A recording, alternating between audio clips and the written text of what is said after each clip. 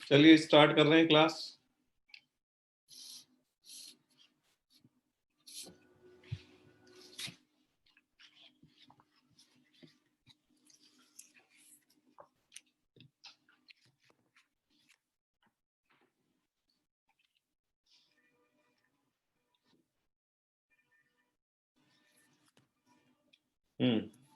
श्लोक है 2.11, दूसरे अध्याय का 11वां श्लोक है।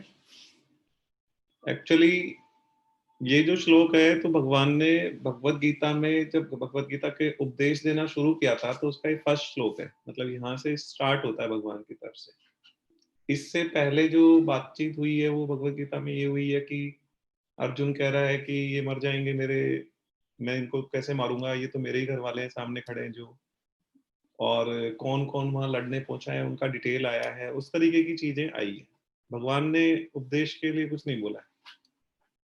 तो कृष्ण भगवान ने उपदेश का जो पहला श्लोक बोला है, यहाँ से स्टार्ट होता है एक्चुअली भगवत गीता का उपदेश ही यहाँ से स्टार्ट करते हैं शुरू। तो ये जिस सिचुएशन में बोला गया है वो तब बोला गया जब अर्जुन शोक कर रहा था बहुत ही कि मैं तो मतलब संन्यास ले लेता हूँ, क्या फायदा है, अपने घर वालों को मार के फिर गद्दी पे बैठने से कोई फायदा नहीं है, लाखों लोग वैसे भी मरेंगे तो लाखों लोग के मरने से फिर कोई फायदा नहीं है। तो वो उस तरीके से कर रहा था, बहुत दुख मना रहा था कि मैं तो ये युद्ध नहीं करने वाला, इस तरीके से वो कर रहा था। उस टाइम पे फिर भगवान ने ये श्लोक बोला है, ठीक है। और ये उपदेश का पहला श्लोक है, मतलब फर्स्ट स्टार्टिंग यहाँ से होती है। जो भी भगवान अपने को समझाना चाह रहे हैं उसके लिए उपदेश दिया उन्होंने, ठीक है। भगवत गीता भी क्या है, भगवान का संदेश ही है। तो पहला श्लोक है फर्स्ट स्टार्टिंग। तो अब स्टार्टिंग श्लोक है तो स्पेशलिटी तो होगी इसकी कुछ न कुछ, कि शुरू कहाँ से करें। कोई ऐसी चीज से शुरू करनी चाहिए जिससे कि सबसे पहले पता तो चले कि अपन कौन है, क्या लेने आए हैं, क्या सिस्टम चल रहा है, दुनिया क्या है पूरा। तो वहां से शुरू किया भगवान ने। तो सबसे पहले जैसे जब फर्स्ट श्लोक है उपदेश का, तो इसमें भगवान ये कहते हैं, मतलब जो श्लोक है वो ये है, असोचन्य सोचन्ति प्रज्ञावादां से भाष्य से गतासून से नानु सोचन्ति पंडिता।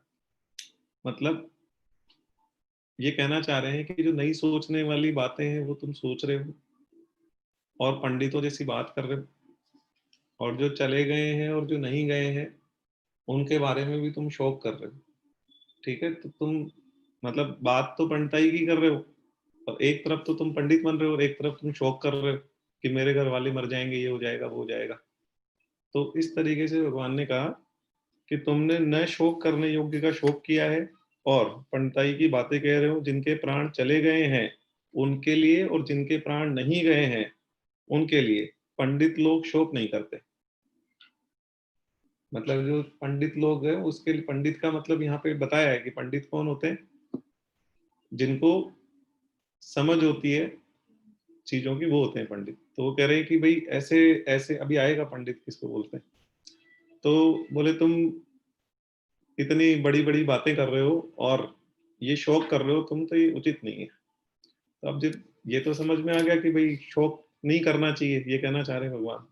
लेकिन जिसकी एक्सप्लेनेशन है ना, तो वहां से स्टार्ट करते हैं। तो सबसे पहले ये कहा भगवान ने कि भाई दो पार्ट होते हैं, कोई भी एक शरीर होता है, एक सिस्टम होता है, तो उस दो चीज से बनता है वो।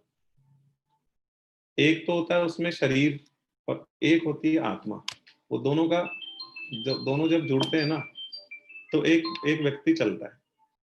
दोनों में से यदि एक भी, मतलब जैसे आत्मा नहीं है तो शरीर का कोई यूज नहीं है, ठीक है। तो दोनों जुड़ के होते हैं। तो इसके दो विभाग बताए हैं। मनुष्य को शौक तब होता है जब वह संसार के प्राणी और पदार्थ में दो विभाग कर लेता है, ठीक है। अच्छा, एक चीज ये भी है कि दो दो पार्ट होते हैं, तो हम समझ गए कि एक शरीर होता है और एक आत्मा होती है। तो शरीर और आत्मा दोनों अलग अलग है, ठीक है। शरीर तो मर जाएगा, विनाशी है, और आत्मा कभी मरने वाली नहीं है, वो अविनाशी है। आत्मा जो है वो तो परमात्मा का अंश है, ये कभी नहीं मरने वाला है। वो एक मरेगा फिर दूसरा जन्म ले लेगी, आत्मा मरेगी फिर दूसरा जन्म ले लेगी। तो कपड़ों की तरह शरीर बदलती है आत्मा, ठीक है। और शरीर जो है वो विनाशी है। शरीर तो कितने दिन रहने वाला है, बल्कि इसमें तो ये भी कहा गया और सही कहा गया कि आपने जैसे पलक झपकी और वापस खोली ना, तो इतने में चेंज हो गया शरीर, वो पहले वाला शरीर नहीं है। कैसे नहीं है? कि जैसे अपने सेल्स में चेंज होता रहता है, तो कोई सेल्स में चेंज होता है तो वो हर सेकंड में चेंज होता रहता है, लेकिन दिखता नहीं है, वो इतना छोटा चेंज होता है। लेकिन फॉर एग्जाम्पल एक पर्सन है, उसका जैसे वो उसकी एज जैसे छोटा है बड़ा हो रहा है, तो बड़ा हो रहा है तो दिख रहा थोड़ी ना वो बड़ा हो रहा है। लेकिन वो ऐसे तो नहीं होता ना कि एक साथ बड़ा हो गया, बहुत धीरे धीरे बड़ा होता है, लेकिन एक सेकंड में भी जाओगे तो कुछ तो बड़ा हुआ ही होगा। या कोई मान लो फुल में बड़ा हो गया पूरा, यंग होने के बाद में अब वो बुढ़ापे की तरफ जा रहा है, तो वो एक दिन में नहीं बूढ़ा हो रहा ना, धीरे धीरे धीरे धीरे हो रहा है, मतलब लेकिन हर हर क्षण उसका शरीर चेंज हो रहा है। तो भगवान ने कहा शरीर तो परिवर्तनशील है और नाशवान है, वो तो आप एक पलक झपक के वापस खोलोगे तो पहले वाला शरीर नहीं है आपके पास, गया वो, अभी ये आ गया, वो चेंज हो रहा है, फिर वापस करोगे फिर दूसरा आ जाएगा, तो वो हर पल चेंज होने वाली चीज है। और आत्मा ऐसी चीज है जो कभी चेंज नहीं होती।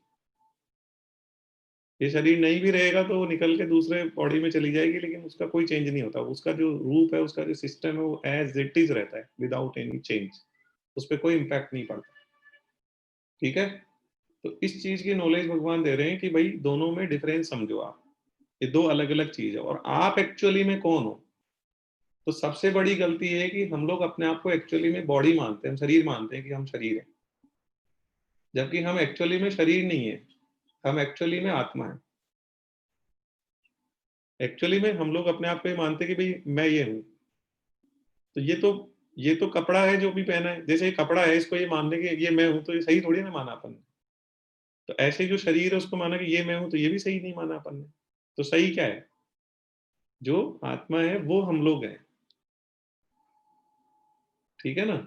तो आप बोलोगे सर इसका, तो देखो सबसे पहली चीज तो भगवत गीता में जो बोल दिया उसका एविडेंस मांगने की तो जरूरत ही नहीं हो, तो 100% ट्रूथ होता है। तो भी इसके भी एविडेंस है, मैंने पिछली क्लास में बात करी थी कि रीबॉर्न के बहुत केसेज हैं, पुनर्जन्म के बहुत केसेज हैं। आप लोगों ने शायद नहीं मिले होंगे आप रीबॉर्न केसेस से। इस बार बैच लगने तो यहाँ भी आते हैं बच्चे जिनके फैमिली में रिलेटिव्स में वो बता देते हैं कि हमारे घर में रीबॉर्न है। हाँ हाँ, पिछला जन्म पूरा याद रहता है उनको, हमारी पिछली क्लास में डिटेल डिस्कशन हुई है। उनको पिछला पूरा जन्म याद रहता है। और अभी भी एक केस हुआ है, जस्ट अभी थोड़े दिन पहले एक केस हुआ है जिसमें कि रीबॉर्न का केस आया है। आप कहोगे तो एक दिन अपन चल लेंगे सब लोग गाड़ी लेंगे, आप रिबॉन से मिलवा लाएंगे जिनको जिसको पिछला पूरा जन्म याद है एज इट इज। अभी 12-13 साल की एक लड़की है, उसका केस आया है, तो अपने पिछला पूरा जन्म बता रही है, और वो जिद करने लग गई कि मेरे को अपने घर पे जाना है। तो उसको कहा भाई यही तो है तेरा घर, तो उसने कहा नहीं, मेरा तो मेरे पापा का नाम तो ये, मम्मी का नाम ये है, वो सब बताने लग गई। उसको अभी की केस है, तो थोड़े दिन पहले की। ठीक है? तो उसने बताया, तो उसने ये भी बताया कि मैं कैसे डेथ हुई थी, मैं कुएं में कूदी थी, यहाँ हुआ था, इस वाले कुएं में थी, ऐसे मरी में ये हुआ, सब बताया उसने। और पूरे घर के फैमिली मेंबर्स का एक एक चीज बता दिया, और जितनी पर्सनल चीजें होती है ना, भाई पर्सनल चीजें तो कुछ ही लोगों को पता होती है ना घर में।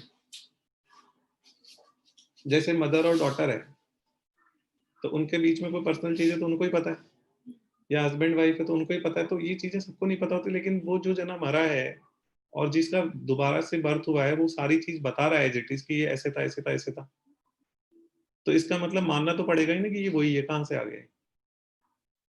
समझ गए आप? एक एक चीज बता रहा है, एक एक मतलब माइनर से माइनर चीज बता रहा है, और हर चीज याद है उसको, तो कैसे आप मना कर दोगे कि वो नहीं है। समझ गए आप? तो इस तरीके के रीबॉर्न केसेस होते हैं। तो कैसे पॉसिबल है आप बताओ, ऐसे कैसे पॉसिबल है? तो पॉसिबल तो तभी है ना जब कोई इनको सिस्टम चल रहा है ऊपर से, मेमोरी ट्रांसफर हो रही है बिना हार्ड डिस्क के, बिना पेन ड्राइव के हो रही है ना मेमोरी ट्रांसफर।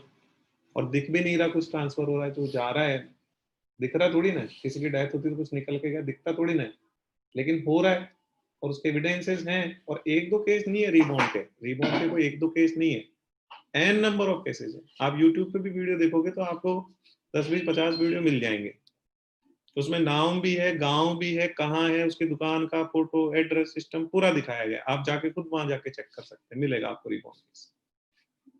और अपनी नॉलेज में भी रहता है, हमारी भी नॉलेज में रहता है कि ये रिबॉर्न का केस हो रहा है। समझ गए आप? तो रीबॉर्न के केसेस का मतलब क्या है कि आत्मा ही तो है, वही तो चली गई दूसरे शरीर में सिस्टम। तो यही भगवान क्लियर कर रहे हैं कि भाई तुम लोग को क्लियरिटी होना चाहिए कि शरीर और आत्मा जो है उसमें से तुम जो हो वो आत्मा हो एक्चुअली, ये तो बदलने वाली चीज है, तो बदल जाएगी। ठीक है? तो अब यहाँ पे ये बेसिक नॉलेज दे रहे हैं, बेसिक नॉलेज कि आदमी शोक करता है। शोक क्यों करता है? वो उसको हर किसी भी चीज का दुख होता है, तो दुख क्यों होता है? तो यहाँ पे बता रहे हैं कि मनुष्य को शोक तब होता है जब वह संसार के प्राणी और पदार्थ में दो विभाग कर लेते हैं, अतः ये मेरे हैं और मेरे नहीं है। हम क्या मानते हैं कि ये तो मेरे घर वाले हैं, ये मेरे दोस्त हैं, ये मेरे मिलने वाले हैं, ये तो मेरे हैं, और दूसरे लोग हैं वो मेरे नहीं है। ठीक है? तो दो पार्ट कर देते हैं हम उसमें। तो जब दो पार्ट करने से क्या होता है कि जो अपने जिनको मानते हैं ना हम लोग, उसमें हमारी ममता, कामना, प्रियता, आसक्ति हो जाती है, और इसी की वजह से हमारे को जो है शोक, चिंता, भय, उद्योग, हलचल ये सब होती है। कि हमारे जिसको हम हमारा मानते हैं उसको कुछ तकलीफ होती है तो हमें भी तकलीफ होती है। हमें लगता है इसको कौन संभालेगा, मैं मर जाऊंगी, तो मान लो किसी को लग रहा है। तो किसी भी चीज में तो अपने को शोक होता है या भय होता है, तो वो सब चीज किस वजह से होती है कि अपने है ना, उसकी वजह से दुख होता है। तो हम विभाग कर देते हैं कि ये तो मेरे घर वाले हैं या मेरे फ्रेंड है और ये बाकी अदर है। दो पार्ट कर दिए हमने, और जैसे ही हमने मेरा कहा ना, वैसे ही वो कामना आ गई, वो ममता आ गई। ममता आते ही क्या हुआ? आसक्ति आ जाएगी, फिर शोक आएगा, फिर द्वेष आएगा, फिर सब कुछ आ जाएगा। जितने विकार है ना सब आ जाएंगे आपको। ठीक है? तो यहाँ ये कहा, धृतराष्ट्र ने भी कहा था, जैसे धृतराष्ट्र में जो ममता थी उसी की वजह से तो महाभारत का युद्ध हुआ। धृतराष्ट्र में क्या ममता थी? धृतराष्ट्र ये मानता था कि दुर्योधन और दुशासन और ये तो मेरे हैं, और युधिष्ठिर और अर्जुन और भीम वगैरह है ये मेरे नहीं है। तो मेरों को तो राज्य मिलना चाहिए, और जो मेरे नहीं है उनको राज्य नहीं मिलना चाहिए। तो उस ममता की वजह से तो पूरा युद्ध हुआ इतना बड़ा। तो कह रहे हैं कि विकार आता है। विकार कैसे आता है? जब हमें बेसिक नॉलेज नहीं होती ना, तो हम अलग अलग पार्ट कर देते हैं, ये मेरे हैं और ये मेरे नहीं। उसी से सारा सिस्टम पूरा बिगड़ना शुरू होता है। ममता आ जाती है, ममता आते ही फिर हम उसके हिसाब से डिसीजन करना शुरू कर देते हैं कि मेरों को तो मिलना चाहिए, दूसरों को नहीं मिले चाहे। ठीक है? अब अब जो धृतराष्ट्र में ममता थी कि ये मेरा बेटा है दुर्योधन, ये राजा बनना चाहिए, तो अर्जुन में भी ममता थी। ठीक है? लेकिन उसका कैटेगरी थोड़ा सा अलग था। जैसे अर्जुन में क्या ममता थी कि ये जितने भी कुरुवंश वाले हैं ये मेरे वंश के लोग हैं। ब्रॉडर ब्रॉडर थी उसकी, थोड़ा सा ममता तो थी उसके अंदर, लेकिन नैरो नहीं थी। वो ये कहता था कि दुर्योधन भी मेरा भाई है, और धृतराष्ट्र को तो अपने पिता के बराबर मानता था। उसके पिता की डेथ हो गई थी, वो अपने पिता के बराबर धृतराष्ट्र को मानता था। अर्जुन, युधिष्ठिर कोई भी काम करने जाते थे तो उनसे पहले आज्ञा और आशीर्वाद लेते थे। तो धृतराष्ट्र को तो उन्होंने तो धृतराष्ट्र को पिता मान रखा था, पांडवों ने तो। लेकिन धृतराष्ट्र ने उनको अपने बेटे नहीं मान रखा था। ठीक है? तो जो पांडव थे या अर्जुन थे उनमें ममता थी, लेकिन उनका मानना ये था कुरुवंश के लोग है ना, ये हमारे लोग हैं, ये हमारे हैं, बाकी दूसरे पराए हैं। तो वहीं पे ममता स्टार्ट हो गई। तो उसको ये लगा कि यार ये मेरे लोग ही मारे जाएंगे, मतलब हमारे घर वाले ही मरेंगे, मेरे चाचा का लड़का है, ताऊ का लड़का है, ये है वो है, रिश्तेदार है, समधी है, सगा है, ये मरेंगे अभी युद्ध होगा। इसलिए उसमें शोक हुआ कि नहीं, मैं तो युद्ध नहीं करूंगा, मैं तो जा रहा हूँ। क्योंकि मैं ऐसे युद्ध करके क्या करूंगा जिसमें मेरे घर वाले ही, मेरे रिश्तेदार मरेंगे सब। सामने कौन खड़ा है? गुरु खड़े हैं, उसके पितामह खड़े हैं, भीष्म पितामह खड़े हैं जो उसके दादाजी हैं, और वो खड़े हैं, द्रोणाचार्य खड़े हैं जो उनके गुरु जी हैं। तो और दुर्योधन खड़ा है जो चाचा का बेटा है। तो खड़े कौन है? सब सामने सगे संबंधी रिश्तेदार। तो वो कहते, तो उसमें ममता जागृत हो गई। तो ममता जागृत होने का इफेक्ट ये हुआ कि उसको शौक हुआ कि ये मर जाएंगे। तो उसको शौक हुआ, तो वो युद्ध करने से मना कर दिया और बैठ गया, धनुष नीचे रख के बैठ गया। तो भगवान ने उपदेश का पहला श्लोक ही ये बोला कि भाई प्रॉब्लम ही वहीं से होती है जब हम दो पार्ट कर देते हैं, ये तो मेरे हैं और ये मेरे नहीं है। वहीं से सारा सिस्टम बिगड़ना शुरू होता है। ठीक है? तो इन्होंने कहा कि भाई उसी से इसको ये कह रहे हैं कि ये जो शोक है ना कि ये मेरे हैं और मर जाएंगे और ये हो जाएगा वो हो जाएगा, ये इस तरीके का विकार होना नहीं चाहिए। उन्होंने कहा मेरा तो तुम मेरा मानते हो, तुम्हारा तो तुम्हारा शरीर भी नहीं है। क्यों नहीं है? क्योंकि ये भी रहने वाला नहीं है, ये भी अविनाशी नहीं है, ये भी मरेगा। तो बचने वाला तो कुछ भी नहीं है। ठीक है ना। तो मेरा और पराया वाला वैसा करना नहीं चाहिए। हाँ बोलो, क्लास में हूँ। हाँ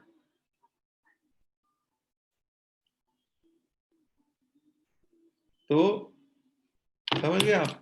तो मेरा पराया, उन्होंने कहा वैसा नहीं करना चाहिए। अब इन्होंने डिटेल करी आगे, संसार मात्र में दो चीजें हैं, सत और असत। एक तो सत है और एक असत है। एक शरीर है, एक शरीरी है। शरीर का मतलब तो बॉडी हो गया, और शरीरी का मतलब आत्मा हो गया, जो शरीर में रहता है। ठीक है। दोनों में शरीर अविनाशी है और शरीर विनाशी है। ये दोनों ही असोच्य है, मतलब दोनों के लिए सोचने की जरूरत नहीं है, चिंता करने की जरूरत नहीं है। क्यों नहीं है? क्योंकि अविनाशी का तो कभी विनाश होता नहीं है, इसलिए उसके लिए शोक करने की जरूरत नहीं है। मतलब आत्मा तो कभी मरेगी नहीं, तो उसके लिए शोक करने की क्या जरूरत है? जो चीज मरने वाली नहीं है उसके लिए शोक करने की क्या जरूरत है? और विनाशी का विनाश होता ही है, वो एक क्षण भी स्थायी नहीं है, वो तो हर पल चेंज हो रहा है, तो उसका तो विनाश होना ही है, तो उसके लिए शोक करने की क्या जरूरत है? तो यदि किसी की डेथ हो गई है तो शोक करने की तो जरूरत ही नहीं है। कैसे? कि उसमें जो आत्मा वाला हिस्सा है वो तो मरा ही नहीं, तो जो मरा ही नहीं उसका शोक क्या कर रहे तुम? और जो शरीर वाला हिस्सा है वो तो पहले दिन से ही पता है कि तो विनाशी है, मरना ही था। तो जो चीज मरना ही पहले दिन से ही पता है कि मरनी है, जानी है, तो उसका क्या शोक कर रहे हो? तो जानी थी, रहनी तो थी नहीं वो। तो भगवान ये कह रहे हैं कि किसी की डेथ होने पे शोक करना कहाँ से बन जाएगा? मतलब ही नहीं बनता। कोई शोक कर रहा है तो वो, उसको भगवान ने मतलब मूर्ख बताया, गलत बताया कि भाई कोई मतलब ही, लॉजिक ही नहीं है। किसी भी तरीके से कोई लॉजिक नहीं है कि किसी की डेथ पे आप किसी तरीके का शोक करो। क्योंकि क्या हुआ? वो भगवान कहते क्या हुआ? अरे भाई आत्मा तो मरी नहीं ना, वो तो दूसरा शरीर ले लेगी। तो जो मरा ही नहीं उसके लिए क्या दुख मना रहे तुम? और जो जिसका मरना तय था, जो शरीर था विनाशी था, वो तो जाना ही था एक दिन। तो वो तो पहले से ही पता था। जैसे मोबाइल है, टूटना है पहले से ही पता है, तो टूट गया तो इसमें रोने की क्या आवाज? टूटना ही थे। 6 महीने चल के टूटेगा, 2 महीने चल के टूटेगा, साल भर चल के टूटेगा, 2 साल चल के टूटना तो है ही ना। तो रोने की क्या बात है? तो ऐसे ही शरीर है, तो जाना तो है ही, तो इसमें रोने की तो कोई बात ही नहीं है। तो ये भगवान यहाँ पे क्लियर कर रहे हैं। और ये कह रहे हैं शोक होने में तो केवल अविवेक या मूर्खता ही कारण है। आदमी अपनी मूर्खता से ही शोक कर रहा है। यदि शोक कर रहा है तो अपनी उसकी मूर्खता है, उसको समझ ही नहीं है इसलिए शोक कर रहा है वो, नहीं अदरवाइज तो शोक करने का कोई लॉजिक ही नहीं बनता है। फिर एक कुछ भी परिस्थिति आती है तो वो प्रारब्ध अर्थात अपने किए हुए कर्मों का फल होता है। कोई भी परिस्थिति आती है अपने सामने, अच्छी या बुरी, तो अपने ही कर्मों का फल होता है जो लौट के आता है। ठीक है। अनुकूल प्रतिकूल परिस्थिति को लेकर शोक करना, सुखी दुखी होना केवल मूर्खता है। कोई खराब परिस्थिति आ गई तो हम दुखी हो गए, और अच्छी परिस्थिति आ गई तो सुखी हो गए, तो ये कह रहे ये भी मूर्खता है। कारण की परिस्थिति चाहे अनुकूल आए चाहे प्रतिकूल आए, उसका आरंभ और अंत होता है। कोई कोई प्रतिकूल परिस्थिति आई तो उसका भी अंत होना है, और अनुकूल परिस्थिति आई तो उसका भी अंत होना है। कोई अच्छी अच्छी परिस्थिति आई तो वो क्या हमेशा ही अच्छी चलती रहेगी क्या? थोड़े दिन बाद खत्म हो जाएगी। और खराब आई तो वो क्या हमेशा खराब चलती रहेगी? और थोड़े दिन बाद वो भी खत्म हो जाएगी। तो ये कह रहे हैं कि दोनों का आरंभ और अंत है, और जिस चीज का आरंभ और अंत है, जिस चीज का अंत होना है, तो उसके उसमें दुख दुख करने की, शोक करने की कतई आवश्यकता नहीं है। और वापिस वैसी स्थिति हो जाएगी जैसे पहले थी। जैसे खराब परिस्थिति आई तो थोड़े दिन बाद वापिस वैसी स्थिति हो जाएगी जैसे पहले थी, और अच्छी परिस्थिति आई तो थोड़े दिन बाद वापिस वैसी स्थिति हो जाएगी जो जैसी पहले थी। तो होना तो वही है, जो पहली थी वैसे वापिस हो जाएगी। तो आप क्या खुशी मना रहे हो, क्या दुख मना रहे हो? तो जरूरत ही नहीं है खुशी और दुख मनाने की इस तरीके से। ठीक है। तो परिस्थिति आदि और अंत में नहीं होती, वो तो केवल बीच के क्षण के लिए आती है। अगर स्थायी होती तो मिटती कैसे, और मिटती तो स्थायी कैसे? तो परिस्थिति तो कोई स्थायी है ही नहीं। ठीक है। तो प्रतिक्षण मिटने वाली अनुकूल और प्रतिकूल परिस्थिति को लेकर हर्ष शोक करना, सुखी दुखी होना केवल मूर्खता है। ठीक है। अब आगे लिखा है, एक तरफ तो तू पंडिताई की बातें बिगाड़ रहा है और दूसरी तरफ तू शोक भी कर रहा है। अतः तो केवल वास्तव बातें ही बनाता है, केवल पंडित तो तू है नहीं। क्योंकि जो पंडित होते हैं वो तो किसी का भी शोक नहीं करते, कभी शोक नहीं करते। क्यों? क्योंकि जो पंडित होते हैं उनको पता होता है कि शोक करने की जरूरत ही नहीं है। उनको नॉलेज होती है, स्पिरिचुअल नॉलेज होती है उनके अंदर, इसलिए वो शोक नहीं करते। और जो अर्जुन है ना, वो शोक कर रहा था कि भाई सारे मर जाएंगे, अभी युद्ध होगा तो सारे मर जाएंगे, तो कोई बचेगा नहीं, कुल का वंश का कोई भी व्यक्ति नहीं बचेगा। तो पितरों का तर्पण कौन करेगा? पितरों का पिंडदान कौन करेगा? भाई उनका दाह संस्कार होता है, फिर उसके बाद में जैसे बारवा होता है और होता है, फिर पितरों की 1 महीने की वो निकालते हैं, फिर श्राद्ध पक्ष में उनको वो करते हैं। तो बोले ये सारे ही जब कुल के लोग ही मर जाएंगे तो कौन करेगा? तो फिर उनका पतन हो जाएगा, एक तो कुल खत्म हो जाएगा, एक जो मरे हैं उनका पतन हो जाएगा, तो बहुत नुकसान हो जाएगा, इसलिए मैं तो युद्ध नहीं करूंगा। और बहुत शोक मना रहा था वो, इसलिए युद्ध करने से मना कर रहा था। तो भगवान ने समझाया उसको कि तू मूर्खों जैसी बात कर रहा है, कौन मरेगा, अविनाशी है, आत्माएं हैं, सब अपने अपने घर जाएंगी, दूसरा जन्म लेंगी, मरना कौन है। और शरीर तो वैसे भी मरना, तू नहीं मारेगा तो क्या एक दिन मरेंगे नहीं क्या ये? अरे तू नहीं मारेगा अर्जुन तो क्या ये मरेंगे नहीं क्या? यहाँ पे परमानेंट लिखा के लाएंगे अपने, परमानेंट लाइसेंस लिखा लाएंगे कि हम तो यहीं रहेंगे इसी धरती पे? तो ऐसा तो है ही नहीं, तो मरने तो है ही। तो इसलिए चिंता होने की कोई बात नहीं। इन्होंने कहा कि अगर शरीर ही श्रम अविनाशी ना हो। अच्छा, इसके बाद में शरीरों के नाश को लेकर तेरा शोक करना अनुचित है। बिल्कुल क्लियर कर दिया भगवान ने कि कोई कोई मरता है तो उसके लेके बिल्कुल बिल्कुल गलत है यदि कोई शोक करता है। इसके बाद में अब यही लिखा है, सबका मरना तय है, सबका पिंड और प्राण का वियोग अवशंभावी है। प्राण तो आत्मा और पिंड का मतलब अपना शरीर। तो सबका पिंड और प्राण का वियोग होना मतलब दोनों अलग होते हैं। मरने का मतलब आत्मा शरीर से निकल गई, यही होता है मरना, और कुछ नहीं होता। ठीक है, ये जो बॉडी अपनी चल रही है केवल उस एनर्जी से तो चल रही है। पहले भी अपनी चर्चा हुई है कि अपने अंदर जो भगवान का अंश है, परमात्मा का अंश है आत्मा, उसी से हमारी बॉडी चल रही है। जब तक वो है तब तक सिस्टम है, वो निकली और इसको फिर डेड बॉडी बोल देंगे हम। ठीक है, तो वो अंश जो है परमात्मा का, उसका और शरीर का वियोग तो होना है, मतलब अलग अलग होने। और जिस दिन अलग होंगे उस दिन हम ये बोलेंगे कि भाई आत्मा ने बॉडी चेंज कर ली, या शरीर नाश हो गया, जो नाशवान था वो नाश हो गया, और अविनाशी है वो दूसरे में चली गई, ये बोला जाएगा बस। ठीक है, दुख करने वाली कोई बात नहीं है। अच्छा, अब इसमें लिखा है एक बढ़िया चीज लिखी है, जो मर गए उनके लिए शोक करना तो महान गलती है, कारण कि मरे हुए प्राणियों के लिए शोक करने से उन प्राणियों को दुख भोगना पड़ता है। मतलब आप जिसके मरने का शोक कर रहे हो ना, फिर उसको दुख भोगना पड़ता है। कैसे दुख भोगना पड़ता है? जैसे मृत आत्मा के लिए, मरे हुए आत्मा के लिए हम जब पिंड और जल देते हैं, जैसे पितरों के पिंड दान करते हैं, जल चढ़ाते हैं ना, तर्पण करते हैं, तो बोले वो उन तक पहुंचता है ना। जब पिंडदान करते हैं, तर्पण करते हैं, तो वो उन तक पहुंचता है। तो ऐसे ही यदि कोई व्यक्ति शोक करता है, और तो अच्छा, ये पिंडदान करते हैं उनको परलोक में मिल जाते हैं सारे पितरों को। ठीक है, तो ये कहते हैं ऐसे ही कोई मृत आत्मा के लिए कोई कफ और आंसू बहाता है, तो मृत आत्मा को परवश होकर वो कफ और आंसू पीने पड़ते हैं, खाने पड़ते हैं, उसको लेने पड़ते हैं। इसलिए कोई भी व्यक्ति यदि डेथ होती है तो उसके लिए आप जितना ज्यादा रोओगे उतना ज्यादा उसको तकलीफ होती है, उतने ज्यादा जितने आप आंसू निकालते उतने आंसू उसको पीने पड़ते हैं।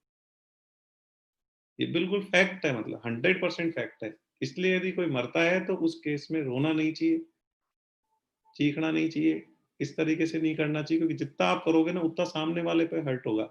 जितने आप आंसू निकालोगे सामने वाले पे उसको पीने पड़ेंगे, मतलब जो मरा है ना उसको जाएगा सब चीज। जैसे तर्पण किया हुआ चीज उस पर ही जाता है, तो ऐसे ये वाली सारी चीजें भी उस पर ट्रांसफर होती है। और भगवत गीता ने लिख दिया और भगवान ने कह दिया, मतलब गलत तो हो ही नहीं सकता। संशय की तो कोई बात ही नहीं है। संदेह करे कोई इस पे कि ये गलत होगा तो संभव ही नहीं है, फिर तो कोई बात ही नहीं, फिर तो सुनने का ही मतलब नहीं। ठीक है, क्लियर हुआ सबको? तो कोई व्यक्ति की मृत्यु हुई है तो उस केस में शोक तो करने का मतलब ही नहीं बनता, आंसू बहाने का मतलब ही नहीं बनता, नहीं तो बहुत दिक्कत होगी उसको जिसकी डेथ हुई। समझ गए आप? अभी जी रहे हैं उनके लिए शोक नहीं करना चाहिए, उनका तो पालन पोषण करना चाहिए, प्रबंध करना चाहिए। ये शोक नहीं करना चाहिए कि उनकी क्या दशा होगी, उनका भरण पोषण कैसे होगा, उनकी सहायता कौन करेगा। ये सब सोचने का कोई, चिंता करने की कोई बात नहीं है। चिंता नहीं करना चाहिए, चिंता करने से कोई लाभ नहीं होता है, बल्कि उनके लिए अरेंजमेंट करना चाहिए, व्यवस्थाएं करनी चाहिए। अरे अभी कोई अपने साथ है कि मर जाएगा, वो हो जाएगा, अरे हो जाएगा जिस दिन हो जाएगा ना, आप तो अपनी व्यवस्थाएं करो, चिंता मत करो, आप तो अपना कर्म करो। इसके बाद में शरीर के साथ एकता मानने से ही, हम मानते हैं ना ये बॉडी हमारी है, मैं ये बॉडी हूं, हम जब ये मानते हैं ना तो ही हमारी अटैचमेंट पैदा होती है दूसरों से। जब हम ये मान लेंगे कि मैं आत्मा हूं, तो पता है फिर आत्मा हूं तो कपड़े बदल रहे हैं, ये तो शरीर मेरा है ही नहीं, मैं तो आत्मा हूं, और सिस्टम चेंज होता रहेगा। ठीक है, तो फिर अपनापन उस तरीके से डेवलप नहीं होता है, फिर डिटेचमेंट हो जाता है, इसको डिटेच होना बोलते हैं। फिर हमारे को वैसा नहीं लगेगा, अरे जब मेरे को कहूंगा ये शरीर ही मैं नहीं हूँ, तो फिर इस शरीर के पिता हैं, इस शरीर के माता है, इस शरीर के और इस सगे संबंधी है, वो भी अपने नहीं है। अरे शरीर ही मेरा नहीं है तो मेरे सगे संबंधी भी मेरे नहीं है ना। तो डिटेच हो जाता है आदमी, और डिटेचमेंट होने से वो सुखी रहता है कि हाँ ठीक है सब। तो यहाँ पर एक कहा जा रहा है कि शरीर के साथ एकता मानने से ही शरीर का पालन पोषण करने वालों के साथ अपनापन हो जाता है। जब हम शरीर को अपना मान लेते हैं तो हम फिर हमारा जिसने पालन पोषण करा है, हमारी माता है या हमारे पिता है या हमारे जो भी हैं, उनको हम अपना मानने लग जाते हैं, क्योंकि शरीर अपना है तो माता पिता भी अपने। और उस अपनेपन के कारण ही कुटुंबियों के मरने की आशंका से अर्जुन के मन में शोक चिंता हो रही है। शोक चिंता उसके मन में ऐसे ही हुई कि मेरे दादाजी, इन्होंने मेरे को पाला, गोदी में खिलाया भीष्म पितामह ने, अब इनको मैं मारूंगा। तो अपना मान लिया उसने। तो उन्होंने कहा भाई अपना मानने वाली, तुमने पहले शरीर को अपना माना ना, तभी तो सगे संबंधी को अपना मानोगे। तो शरीर ही नहीं है तुम्हारा, तुम तो आत्मा हो, तुम हो ही नहीं शरीर, कंसेप्ट ही अलग है। तुम अब शरीर को ही अपना खुद, आप अपने अस्तित्व को क्या मानते हो? ये शरीर अपना अस्तित्व मानते हो ना, तो सारी सिस्टम विकारों की तरफ जाएगा। जब आप शरीर को अपना मानना बंद करके और आप ये मानोगे कि मैं तो आत्मा जो उसके अंदर रह रही है ना, वो जो परमात्मा का अंश है ना, वो हूं मैं तो, ठीक है। तो मेरा शरीर ही नहीं है, तो मेरे सगे संबंधी मेरे कहाँ हैं? और पिछले जन्म में भी मेरे सगे संबंधी होंगे। पिछले जन्म में आप आए ना इस जन्म में, तो पिछले जन्म में आपके कौन कौन रिश्तेदार थे? तो अब क्यों नहीं हो रहा आपको दुख? वो रह गए ना अकेले। और उससे पिछले में भी कहीं से आए होंगे, वो भी रह गए अकेले। और उससे पिछले में कहीं आएंगे तो रह गए अकेले। तो करो सबका दुख। तो दुख क्या करना है? तो ये तो करे तो होता रहेगा, चेंज है सिस्टम। तो तुम कौन हो? तुम तो आत्मा हो जो बार बार कपड़े चेंज कर रही हो। करते जाना, और सभी करते जाएंगे, तो दुख बनाने की क्या बात है? ठीक है, एक्सप्लेनेशन किया है इन्होंने डिटेल से। चिंता शोक से, अच्छा, शरीर के इसके अर्जुन के शरीर में विकार हो रहे हैं, कि वो कह रहा था मेरा मुंह सूख रहा है, मुझे मतलब मुझे नहीं खड़ा हुआ जा रहा है, ऐसे दूसने लग गया था वो, जब उसको युद्ध के लिए कहा ना। अच्छा, अब ये कह रहे हैं जैसे गतासून की चिंता और अगतासून की चिंता। गतासून कौन है? जो मर गए हैं। और अगतासून कौन है? जो अभी मरे नहीं है।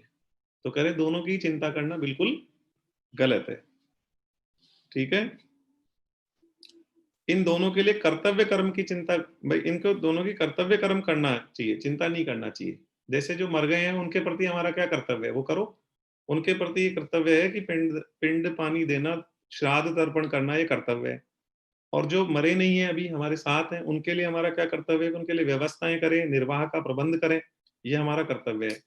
तो कर्तव्य चिंता का विषय नहीं है, कर्तव्य विचार का विषय होता है। आपका जो कर्तव्य है ना, उसमें चिंता का क्या विषय है? आपका कर्तव्य है तो आप विचार करो कि आपका कर्तव्य ये है, तो आप अपना कर्तव्य पूरा करो। जाओ, ठीक है। तो कह रहे कर्तव्य चिंता का विषय नहीं है। भाई आपको कोई काम करना है तो इसमें चिंता क्या बात है? आप उस पर विचार करो कि मुझे ये काम करने हैं, वो वाले काम करो आप। जो मर गए हैं उनके लिए क्या कर्तव्य बनता है, वो करो। और जो अपने साथ रहे हैं उनके लिए क्या कर्तव्य बनता है, उसको पूरा करो। तो चिंता मत करो, कर्तव्य करो, अपना कर्म करो। चिंता करने से होगा भी क्या? सॉल्यूशन हो जाएगा कुछ? अरे कुछ सॉल्यूशन निकल जाएगा क्या? कुछ फायदा हो जाएगा? फायदा नहीं होगा, हमेशा नुकसान ही होगा। तो इसलिए कहा गया। तो टेंशन हो जाती है ना छोटी छोटी बात की, तो टेंशन की क्या बात? शरीर ही अपना नहीं है, अपने परिवार वाले अपने नहीं, कोई किसी का है ही नहीं, वो तो सब आने जाने।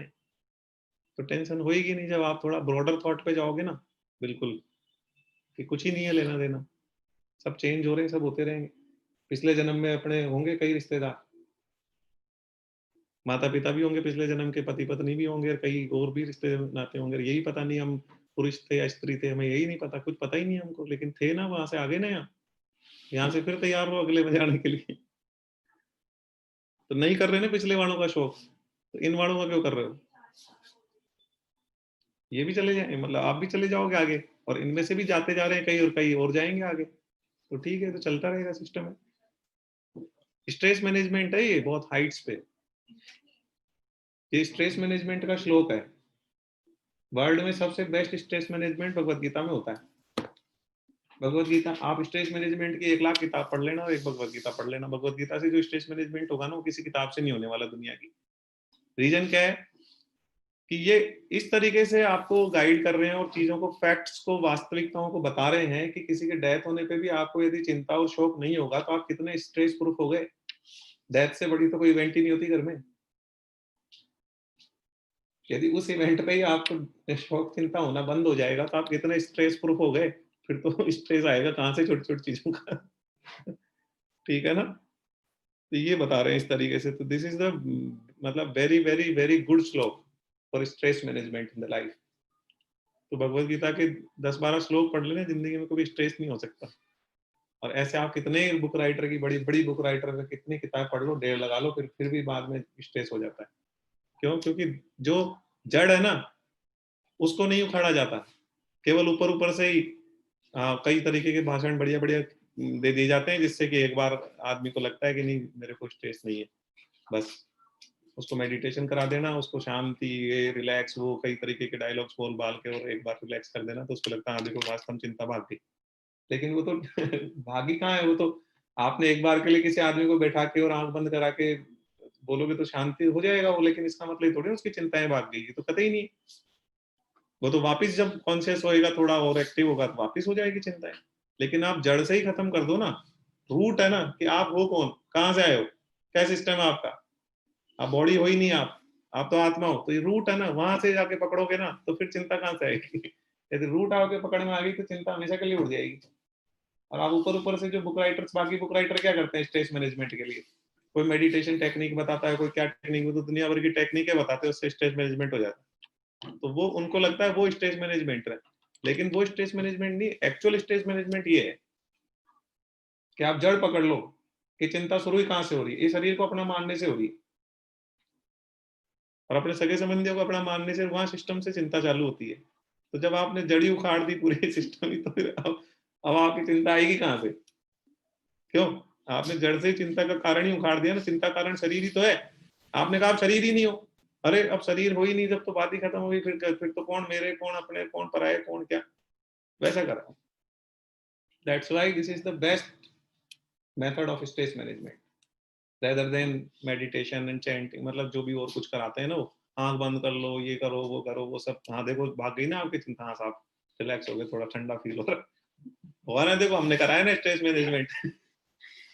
हमने कर दिया ना आपका स्ट्रेस मैनेजमेंट, हाँ साहब बिल्कुल कर दिया, आप बढ़िया करते हो स्ट्रेस मैनेजमेंट। लेकिन वो क्या है, वो सब बहुत शॉर्ट टर्म टेम्परेरी वो है। क्यों? वो बहुत ही टेम्परेरी स्ट्रेस मैनेजमेंट है, परमानेंट स्ट्रेस मैनेजमेंट नहीं है।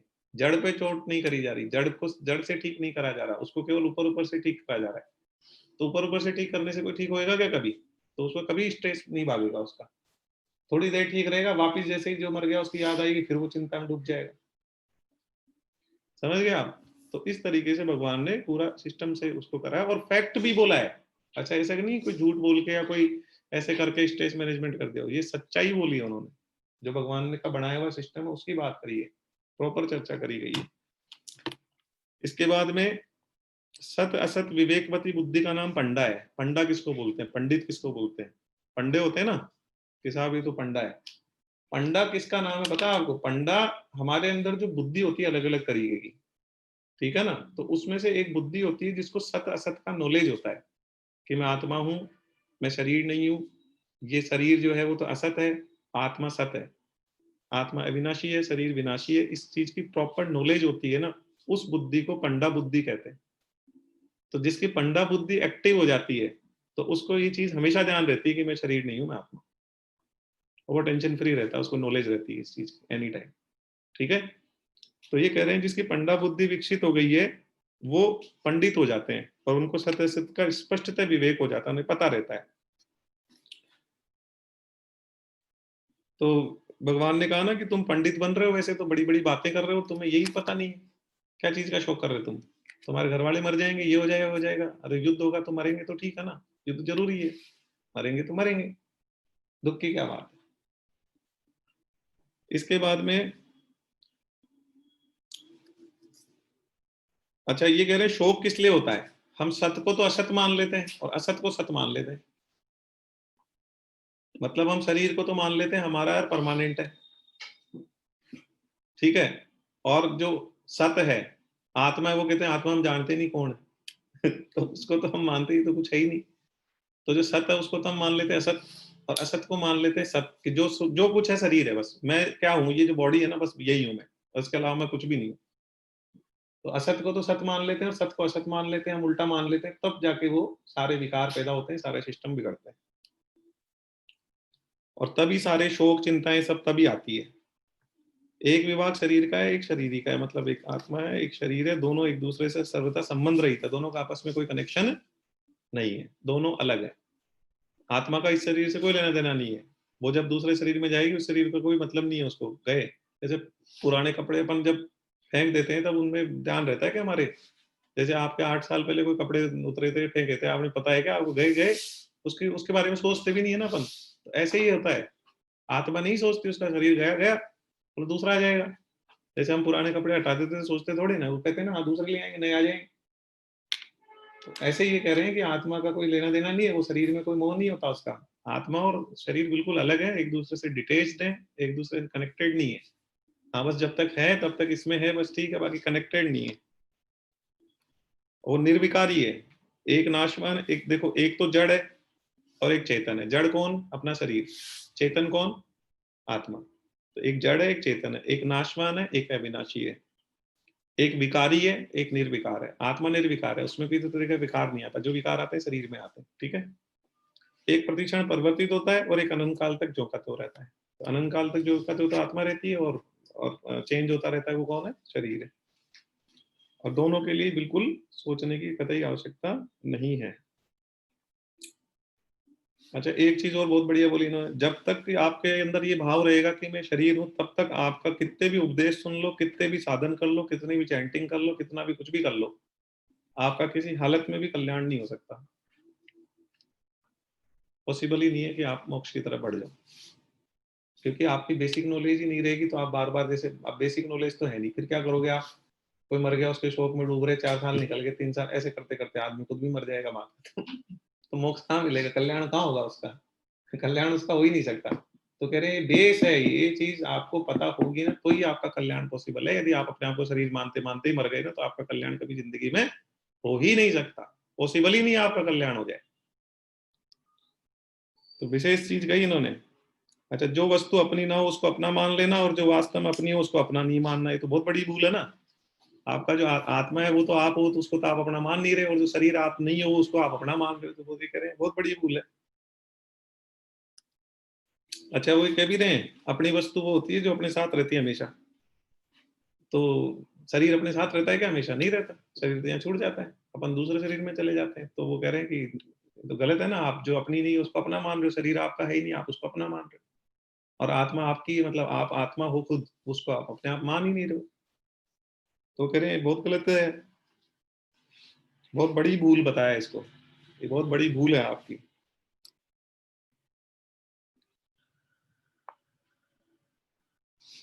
जिसकी मृत्यु होती है वो तुम नहीं हो, मतलब मृत्यु तो शरीर की होती है, वो तुम नहीं हो, तुम तो आत्मा हो, ठीक है।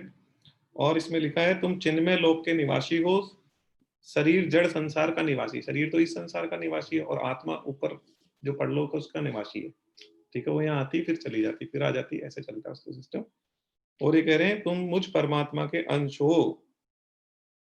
मतलब जो आत्मा है वो किसका अंश है? परमात्मा का। और जो शरीर है वो किसका अंश है? प्रकृति का अंश बताया उसको। शरीर जो है वो किसका अंश है? प्रकृति का। वो पृथ्वी अग्नि वायु जल आकाश से जुड़ता है, उसी में मिल जाता है। जब आप बॉडी को जला देते हो तो क्या होता है? तो हमारी बॉडी में हवा है, हवा में मिल जाती है।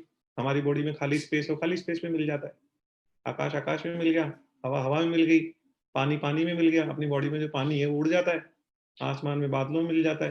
तो सब चीज प्रकृति है, तो प्रकृति का अंश है, तो प्रकृति प्रकृति में मिल जाती है, ठीक है। तो ये कह रहे हैं कि जो तुम परमात्मा के अंश, मतलब आत्मा तो परमात्मा का अंश है, और शरीर है जो प्रकृति का अंश है। तो एक प्रकृति से लिया जाता है हिस्सा, और एक परमात्मा से लिया जाता है, उससे हम तैयार होते हैं। तुम निरंतर अमरता में रहते हो, मतलब आत्मा तो अमर ही रहती है हमेशा, और शरीर हमेशा मृत्यु में रहता है। शरीर तो कभी भी हमेशा ही मरता रहता है। वो तो आपकी एज कम हो रही है ना डेली। फॉर एग्जाम्पल किसी की 50 ईयर्स की एज है, तो आज एक दिन और निकल गया तो एक दिन कम हो गया उसकी जिंदगी का। तो कह रहे हैं हमेशा शरीर तो हमेशा मरता ही रहता है, और आत्मा हमेशा ही अमर रहती है। दोनों में कितना फर्क है। शरीर की क्षति तुम्हारी क्षति नहीं है बिल्कुल भी। अगर शरीर को लेकर तुम्हें चिंता शोक भय आदि नहीं होना चाहिए, ठीक है। शरीर ही किसी शरीर से लिप्त नहीं है, उसको सर्वव्यापी कहा गया है। मतलब शरीर, मतलब जो आत्मा है वो किसी से लिप्त नहीं होती। इस बॉडी से अटैच हो गई, मतलब उसमें मन नहीं होता उसका, रहती है, ठीक है, चली जाती है, उसका उसको अटैचमेंट नहीं होता बॉडी से। जैसे अपनों को अपने कपड़ों को अपने को कपड़ों से अटैचमेंट ऐसा नहीं है ना, ठीक है गए दूसरे आ जाएंगे, ऐसे वैसे होता है। ये कह रहे हैं जिस समय हम शरीर और शरीरी का विचार करते हैं उस समय भी शरीरी और शरीरी तो वैसे रहते हैं, मतलब आत्मा और शरीर तो वैसे रहेंगे। जिस समय विचार नहीं करते उस समय भी वैसे रहेंगे। वो रहेंगे तो वैसे, आप सोचोगे इस बारे में तो भी वैसे ही रहेगा, नहीं सोचोगे तो भी वैसे ही रहेगा। विचार करने से वस्तु स्थिति में तो कोई फर्क नहीं पड़ता। विचार करने से जो पोजीशन रहेगी आपकी आत्मा और शरीर, वो जो जैसा है वैसा ही रहेगा। पर साधक का मोह नष्ट हो जाता है और उससे उसका मनुष्य जन्म सफल हो जाता है। साधक का मोह नष्ट हो जाता है, उसका मोह नहीं रहता, फिर उसका शरीर से मोह खत्म हो जाता है कि ये तो मैं हूं ही नहीं, फिर इसको क्या सुधारना है, इसको क्या संभालना है, इसके पीछे क्या लगे रहना दिन भर। ठीक है, सुधारना ही है तो फिर जो अपन जिसका अंश है परमात्मा का, उसकी तरफ बढ़ेंगे ना तो सुधरेंगे। इसको सुधार सुधार के या इसको मेकअप करके डेकोरेट कर करके क्या मिलने वाला है? कुछ नहीं मिलने वाला है। तो ज्यादा उस पर ध्यान नहीं देता, उसका मुंह नहीं रहता ज्यादा। ठीक है, इसके बाद में शरीर को मैं और मेरा मानना मनुष्य बुद्धि नहीं है, प्रत्युत है पशु बुद्धि है। शरीर को अपना मानना ये पशुता है, ये हमारे अंदर पशु बुद्धि है। जैसे जानवरों को किसी चीज की नॉलेज नहीं होती, जानवर होते हैं, उनमें विवेक ही नहीं होता, इंटेलेक्ट नहीं होता। अरे मनुष्य में और जानवर में सबसे बड़ा फर्क क्या है? इंटेलेक्ट। बुद्धि उनमें भी होती है, बुद्धि अपने में भी है, लेकिन विवेक नहीं होता उनमें। विवेक की कमी होती है पशुओं में। तो विवेक नहीं होता, इसलिए उन्हें भगवान की या किसी भी चीज की समझ नहीं होती, बहुत कम समझ होती है। जबकि हमारे अंदर विवेक होता है, उससे हम इस चीज को पहचान जाते हैं कि हम मनुष्य हैं और भगवान है और हमारे अंदर आत्मा है और हम परमात्मा का अंश है। इस चीज को हम पहचान पाते हैं और उसी से हमारा मोक्ष का दरवाजा खुलता है और उसी से हम हमारी मोक्ष हो पाती है। अदरवाइज तो हो ही नहीं सकती जब तक हम पहचानेंगे नहीं सिस्टम। तो पशु में क्या है, विवेक नहीं होता। तो कह रहे हैं कि यदि आप में यदि ये चीज की समझ नहीं है तो फिर आपकी पशु बुद्धि है। फिर तो आपने अपने विवेक को काम में ही नहीं लिया, आपने अपने इंटेलेक्ट को तो यूज ही नहीं किया कभी भी। आप तो वैसे नॉन इंटेलेक्ट वाले जोन में रहे और मर गए बस वैसे की वैसे ही। तो ठीक है, पशु में भी कहाँ होती है बुद्धि? पशु मतलब पशु में विवेक कहाँ होता है? पशु मर जाता है एक दिन, बात खत्म हो जाती है। तो अपने में पशु में कोई फर्क नहीं है। यदि आपने अपने विवेक को यूज नहीं करा, आपकी विवेकवती बुद्धि जो आपके अंदर है उसका यदि यूज नहीं हुआ, तो फिर आपकी पशु बुद्धि रह गई और पशु बुद्धि के साथ ही आप मर गए। तो इस जन्म को सफल नहीं कर पाओगे आप कभी भी।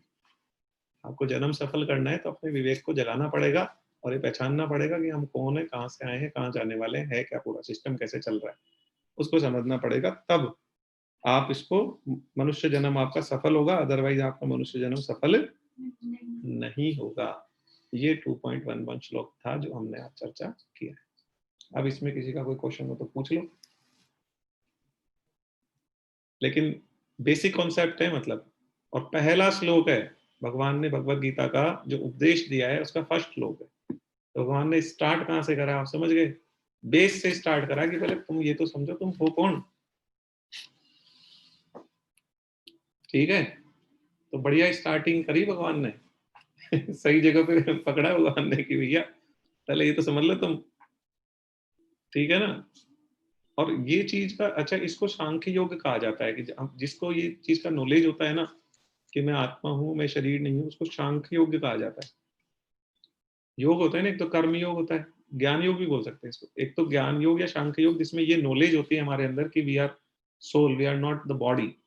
This is called as Gyan Yoga और सांख्य योग। दोनों एक ही मतलब है, ज्ञान योग सांख्य योग का एक ही मतलब होता है, राइट? इसके बाद एक कर्म योग गीता में सिखाया जाता है और एक भक्ति योग सिखाया जाता है। तीनों चीज को सिखाया जाता है बहुत डिटेल्स। तो सबसे पहले स्टार्ट होता है ज्ञान योग, उसके बाद कर्म योग आएगा, फिर उसके बाद भक्ति योग आएगा। ठीक है ना? कोई क्वेश्चन है किसी का? समझ आई बात? तो आज से कुछ चेंज आएगा, बेसिक चेंज आएगा कि बहुत ज्यादा कोई अटैचमेंट नहीं है। कर्तव्य करने अपने, भाई कोई बेटा है तो उसको बेटा होने का कर्तव्य निभाना है कि अपने माँ बाप की सेवा करनी है पूरी। ठीक है, कोई पति है तो उसको पति होने का कर्तव्य निभाना है, कोई कोई पिता है तो उसको अपने पिता होने का कर्तव्य निभाना है। जो उसका कर्तव्य दिया है ना वो निभाना है, लेकिन अटैचमेंट नहीं रखना। इवन कोई मर भी जाए तो भी दुख नहीं होना चाहिए, भगवान ने तो इतना बोला है और उसका लॉजिक बताया क्यों नहीं होना चाहिए। और क्यों होगा? कोई लॉजिक ही नहीं है होने का। और ये भगवान ने ये भी कह दिया आप जितना दुख करोगे, जितना आंसू बहाओगे, वो सामने वाले को और मिलते जाएंगे, तो लो फिर करो। तो बिल्कुल ही नहीं करना चाहिए, इस तरीके से क्लियर करना। ठीक है, चलो ये था 2.11। ओके, पिछली बार कौन सा पढ़ा था? 18.66। ठीक है, ऐसे अलग अलग श्लोक हम उठाएंगे, जो मतलब श्लोक तो सारे ही बहुत बढ़िया है, लेकिन जिनमें विशेषता है, जो कि वास्तव में वैसे हैं, जो कि उससे कि दिमाग के ताले खुलते हैं ना वैसे श्लोक से अपन उठाएंगे, क्लास लेते जाएंगे। ठीक है, चलो अब एक वो भजन, ठीक है, ज्यादा देर नहीं, 2 मिनट। कौन गाएगा, किसको आता है बताओ? अच्छा ठीक है, वैसे ही नॉर्मल जो अपन गाते हैं भजन वही गा लेते हैं हर बार। एक भजन गाते हैं ना अपन, कौन सा? राधे राधे वाला, वो गाते हैं। ठीक है, सब कुछ आते ही गाना है। राधे राधे हो, राधे राधे, राधे राधे हो, राधे राधे, गोविंद राधे गोपाल राधे, गोविंद राधे गोपाल राधे, राधे राधे हो, राधे राधे, राधे राधे हो, राधे राधे, राधे राधे हो, राधे राधे, राधे राधे हो, राधे राधे। ठीक है, चलिए।